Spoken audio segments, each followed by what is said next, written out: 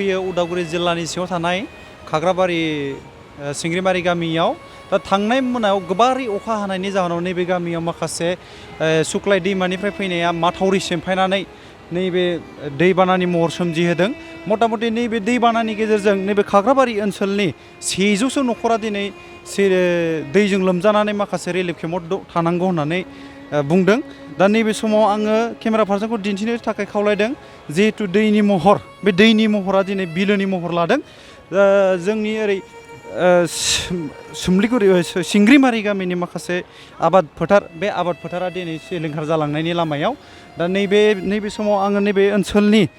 गामिनि जिथु रायजो राजाफोर बिथांनिमोननिफ्राय आं माखासे खोथाखौ मिथिनो थाखाय आं खावलायदों माबोरै जादोंमोन बे दैया मावनिफ्राय मा जादोंमोन नैबे दैयाथ' मा होनो बुंनो थाङोबा मा होनो हाजो जोंनि भुटान बर्डार सिमा बिथिंजायनो फैयो आरो फैनानै नैबेहाय हरखाबै हर मैया थांनाय देवबारनि हरनिफ्रायनो माने साननिफ्रायनो हागासिनो हादोंमोन आरो जोबोर गोब्राबै अखाया बे हानायनिफ्राय दैया भर्ति जानानै बिनि हाजोनिफ्राय जमा जानानै नैथिंहाय फैनानै जेनेबा जोंनि मोनसे मा होनो गामि गेजेराव मोनसे बाउन्डारि दंमोन जेनेबा माथावरि बे माथावरिखौ सेफायनानै नैबेथिंहाय मा होनो लोमस्रावबोनानै गामि गेजेराव हाबफैदों आरो दैया गंबेसे गामिया दिनै लोमजाखो दिनैथ' बुंनाय बायदिबाथ' प्राय 60-100 खानसो जागोन आरोखि दा बे लोमजानाय गामिनि न'खरफोरखौ बबेयाव लाङो बे न'खौ बिनि लोमजानायफोरखौ सोरबा खाग्राबारि मबेबा स्कुलाव लांदो बै सिंग्रिबारि स्कुलाव लांदो होननानै खोनादों आरोखि आरो लकेलनि सोरबा एमएलए फैदों लकेल एमएलएआथ' नुदोंमोन आं दहाय एमएलए नुदोंमोन बिथाङा दा मा डिसिसन लादो बे खैदिननि उनाव जुदि लायाबा जोंनि गामिफ्रा गासैबो थांगोन होननानै सानना लादो आरोखि आरो मियानो बायनो गोनांमोन मियानो 4टा बाजियाव बाहाय खोनादोंमोन रायजो राजानिफ्राय खिन्थु हरनि 12टासोआव पाहारनिफ्राय दै फैनानै हठातके फैनानै बायनाय जादों आरोखि सार नंगौ नैबे समाव गामिनि मानसिफ्रा माखासे फोरमायनाय मथेब्ला मैया थांनाय 10 रिंगासोनिफ्रायनो जुब जुब अखा हानायनि जाहोनाव नैबे दैया भुटान हाजोनिफ्राय फैनाय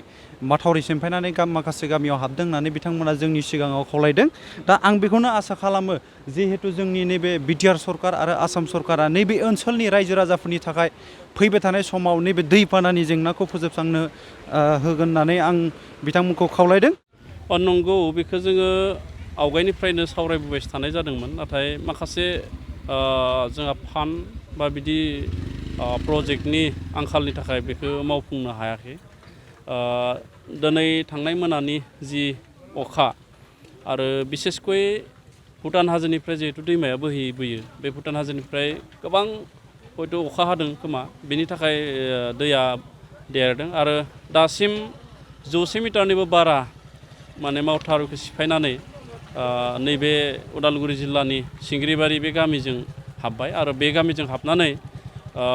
भेरगाव साब डिभिजन आरो दा गोदानै सोरजिजानाय तामुलपुर जिल्ला बेनि सानजा बाहागो खावसे गामिफोरखौ लोमहैगासिनो दङ आरो बेजों गोबां खहा जानायनि चान्सआ दङ दायो जोङो डिपार्टमेन्टलि आरो गभर्नमेन्टनिफ्राय जों जगाजग खालामदों आरो सार्कोल अफिसारफोर बा बिडिअ आरो मण्डल बिथांमोना फैबाय नाथाय दै रानाबा दासिम जेबो खालामनो हानाय बेबस्था गैथ'वा दै राननायखौ जों नेनानै दङ बे समाव मिथिनो मोन्दों जे इलेक्सननि सिगांनो नोंथाङा नंगौ आङो 2020आव जेब्ला जोङो बिसायख'थि गेलेदोंमोन बे समावनो आङो आसामनि बै समनि वाटार रिसर्स मिनिस्टार बिथांनो सुक्लायनिफ्राय लानानै नैबे दहला हाबिसिम बेखिनाव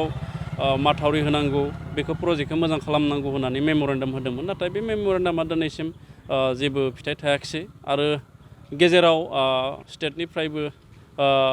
सानैसो मन्थ्रि दावबायफैदोंमोन नाथाय दासिम बेनि प्रजेक्टखौ जेबो मावफुंनो हायाखिसै आरो बेनि थाखाय जेंनाया दिनै सोमजिबाय